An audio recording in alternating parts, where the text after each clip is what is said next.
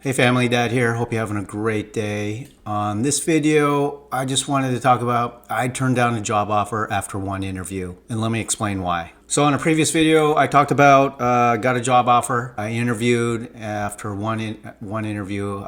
They called me later that day and offered me the role. I did some kind of thinking about it, and I decided to turn it down. And here's the reasons why. So during my only interview, the West Coast director brought up that he had to let a few people go within the sales team after 6 months. And that was really popped up as a red flag during our conversation. It wasn't a long conversation. It was maybe 30, 40-minute conversation. But later that day when I got offered the role, I accepted it. But I did ask that if I could speak with another leader on the team to ask a few more questions. Give me some time to do my due diligence in doing a little more researching about the product, the company, and the landscape up here in the Northwest to see what kind of appetite the providers, the facilities would have for this new product. Now, this new product is a brand new product. Obviously, with a brand new product, it's going to be very expensive. That was kind of what I was looking to get into, just doing my researching and find out what kind of appetite do facilities and providers have for this product. So as a week went by, I started kind of digging a little.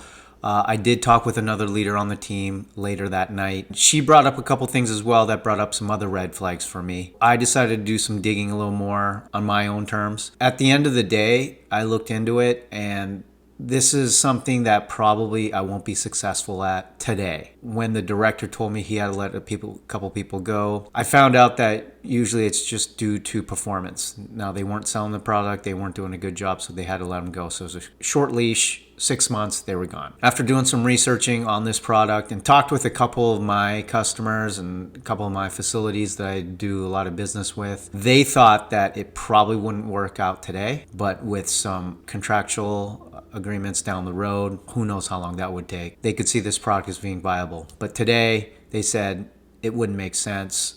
There'd be a lot of logistical challenges in trying to bring in the product. I kind of made that decision that I wouldn't take this offer at all. I appreciated their time and efforts and due diligence on giving me the offer, but it was just something that, I wasn't confident in, that I could grow this market within 6 months. At the end of the day, my direct for this new role would have been my old boss. And the last thing I want to do is disappoint him. Because the last discussion I really want to have is just 6 months from now, if I'm in this new role, would come to me and say, this is not working out. And then I would be out on the streets looking for another job. So that was one of the biggest things. The other thing is I'm in a good spot right now.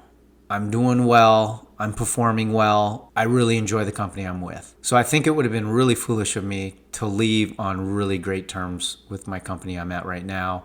And as I look into 2026, I see nothing but successful things happening in this role. In my mind, it just made sense for me to stick around for at least this year as well in 2026. As I was thinking about this whole scenario, I talked to my former boss with this company. She's the one who hired me back in 2025 when I got hired, and then the company added more headcount, so they had to reorganize. And that with that reorganization, the manager that hired me is no longer my manager.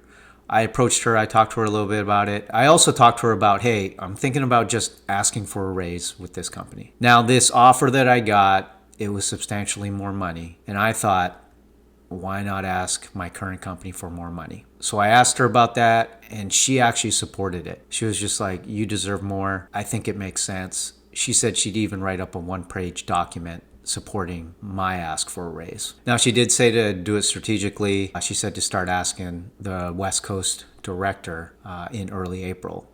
And I think part of it is, and again, I'm still within my first year.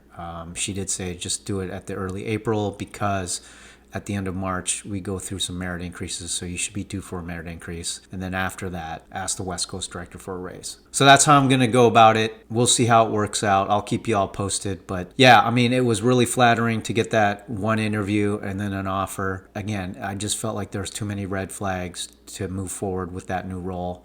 And again, I'm in a good spot. I'm happy with my successes that are going on with this company and my role. And I look forward to 2026. So tell me your thoughts. Did I make the right choice? Comment, like, subscribe. I would definitely appreciate it. So I'll see you all on the next video.